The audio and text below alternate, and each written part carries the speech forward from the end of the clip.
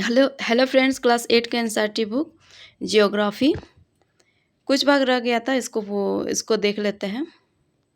मानव संसाधन अध्याय 5 का ये जनसंख्या वृद्धि क्या है। अत्यधिक जन्म दर, मृत्यु दर कम। यानी मृत्यु दर से जन्म दर का अधिक होना क्या हो गया, जनसंख्या वृद्धि दर। और जो बराबर रहता है तो ये जनसंख्या स्थिर है। जन्म दर और मृत्यु दर का समान होना, ये जनसंख्या एक जैसी रहती है। जन्म दर कम होना, मृत्यु दर अधिक होना, तो ये जनसंख्या में कमी हो गया। और जन्म दर से मृत्यु दर का अधिक होना, तो यानी जनसंख्या कम होना है। तो जनसंख्या का संतुलन का एक चित्र दिया हुआ था। 3 प्रकार से दिया गया था जनसंख्या का संतुलन के बारे में चित्र। देखिए, ये सब तो हो गया था।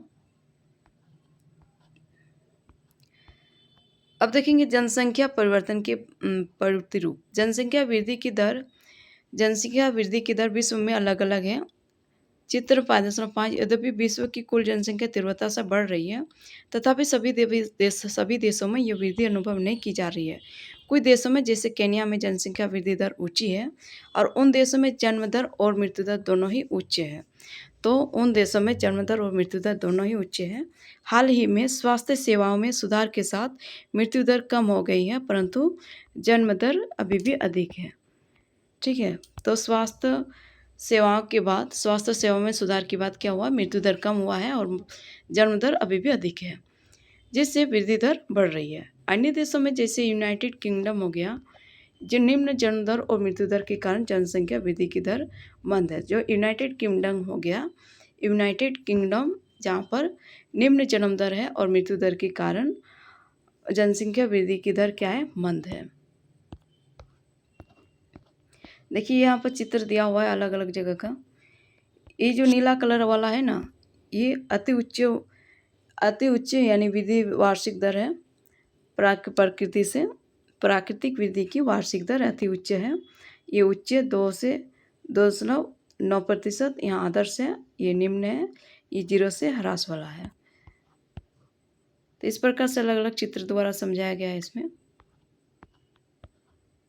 ये जनसंख्या वृद्धि की अलग अलग दरें की मानचित्र द्वारा समझाया गया चित्र था। ठीक है, अब देखेंगे जनसंख्या संगठन के बारे में।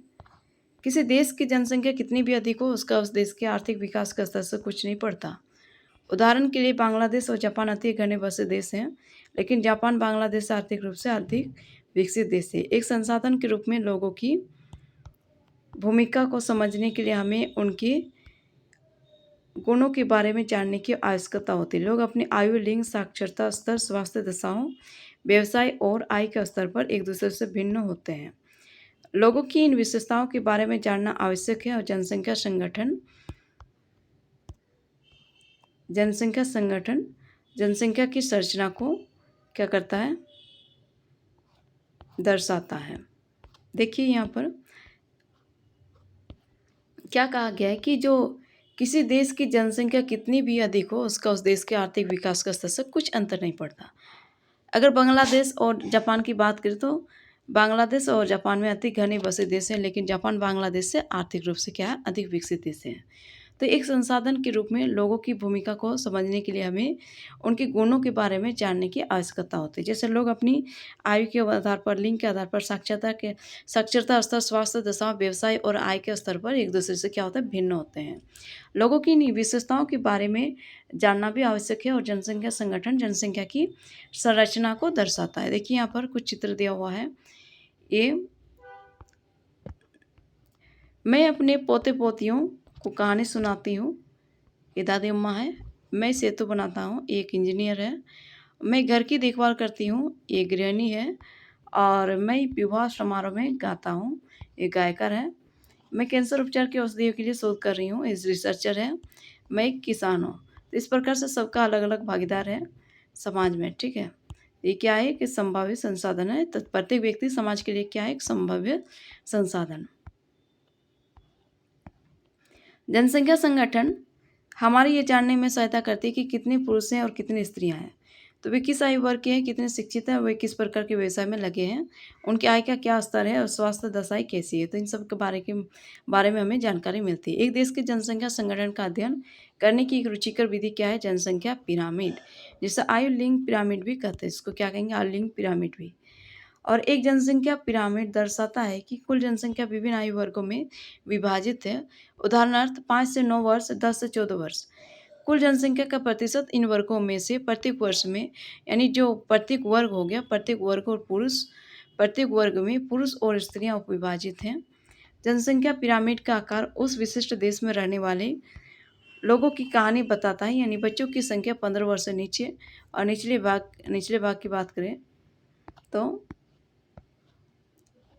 भाग में दिखाई गई है, तो ये निचले भाग में दिखाई गई है और ये जन्म के स्तर को दर्शाता है। तो ये जन्म के स्तर को दर्शाता है, जो निचला वाला भाग है ना। और ऊपर का आकार क्या हो गया, वृद्ध लोग, यानी 65 वर्ष से अधिक की दर संख्या को दर्शाता है और मृतकों की संख्या को दर्शाता है। जनसंख्या पिरामिड एक देश में आश्रित लोगों की संख्या भी बताता है। युवा आश्रित लोग 15 वर्ष से कम आयु के और वृद्ध आश्रित लोग 15 वर्ष से अधिक आयु की। आश्रित आयु व जनसंख्या के अंतर्गत आते हैं और कार्यरत आयु वर्ग के लोग 15 से 65 वर्ष के 65 वर्ष के लोगों को आर्थिक रूप से सक्रिय रूप में, यानी सक्रिय वर्ग में रखा गया है। देख लेते हैं यहाँ पर जनसंख्या पिरामिड। एक जनसंख्या पिरामिड दिया हुआ है। जो निचले वाला भाग है जन्म दर के बच्चे के जन्म दर का भाग है, ये युवा वर्ग कार्यरत लोगों का भाग है, ये मृत्यु दर का वृद्ध लोगों का भाग है। ठीक है, देखिए ये केन्या का है। केन्या का जनसंख्या पिरामिड है। इसका आधार तो चौड़ा है, जनसंख्या जन्म दर तो ठीक है, लेकिन मृत्यु दर बहुत ज़्यादा है। एक देश का जनसंख्या पिरामिड जिसमें जन्म दर और मृत्यु दर दोनों ही ऊंचे हैं, आधार पर चौड़ा है, ऊपर तीव्रता से संकरा हो जाता है। ऐसा इसलिए है कि बहुत से बच्चे जन्म लेते हैं, लेकिन उनमें से अधिकतर की क्या हो जाती है, मृत्यु शैशव काल में ही हो जाती है और कुछ ही बड़े हो पाते हैं। इसलिए वहाँ क्या होता है, वृद्ध लोग बहुत कम है। इस स्थिति को केन्या के पिरामिड द्वारा दर्शाया गया है। तो हम लोग देख चुके हैं ना मानचित्र में, ये चित्र में, इस पिरामिड में देखिए जन्म दर तो ठीक है, लेकिन मृत्यु दर भी अधिक है, यानी वृद्धावस्था तक खत्म हो जाता है। वृद्ध लोग बहुत कम पाए जाते हैं वहाँ पर। इधर देखिए, जिन देशों में मृत्यु दर यानी विशेष रूप से बहुत छोटे बच्चों में कम हो रही है, युवा आयु वर्ग का पिरामिड चौड़ा है क्योंकि शिशु पूर्वावस्था तक जीवित रहते हैं। ये भारत की पिरामिड में दृष्टिगोचर है। यह क्या है, भारत की पिरामिड में दृष्टिगोचर होता है। और इस प्रकार की जनसंख्या में युवा सापेक्षता क्या होता है, अधिक है, और इसका अर्थ मजबूत और वर्तमान बढ़ती हुई श्रम शक्ति है। ये देखिए भारत का पिरामिड है। जापान जैसे देशों में आधार पर पिरामिड संकरा है। 5.9 में दिया गया है चित्र 5.9 में दिया गया है, यहाँ पर देखेंगे। और जो घटी मृत्यु दर के कारण अधिक लोग वृद्ध आयु तक पहुँच जाते हैं। कुशल, उत्साही, आशावादी और सकारात्मक दृष्टि जैसे युवा जन किसी राष्ट्र के भविष्य होते हैं। जो कुशल होते हैं, उत्साही होते हैं, राष्ट्रवादी और सकारात्मक दृष्टि होते हैं, तो ऐसे युवा जन किसी राष्ट्र के भविष्य होते हैं। और हम भारतवासी भाग्यशाली हैं कि हमारे पास ऐसा संसाधन है। उन्हें योग्य एवं उत्पादक बनाने के लिए, कुशल बनाने और अवसर प्रदान करने के लिए अवसर ही शिक्षित किया जाना चाहिए। क्या है, अवश्य ही शिक्षित किया जाना चाहिए। ये क्या है, अवश्य ही शिक्षित किया जाना चाहिए। ठीक है, देखिए जापान का पिरामिड है। जन्म दर तो कम है, लेकिन इधर युवा वर्ग भी, जन्म दर कम है लेकिन युवा वर्ग ठीक है, और वृद्धावस्था तक भी ठीक है, लगभग भी इधर भी ठीक ही है।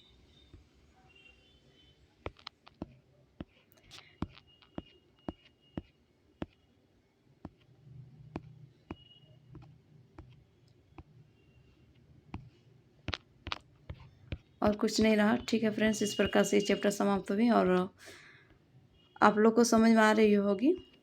नहीं आ रही है तो आप लोग कमेंट करके बताइएगा। फिर मिलेंगे दूसरे चैप्टर में, तब तक के लिए धन्यवाद।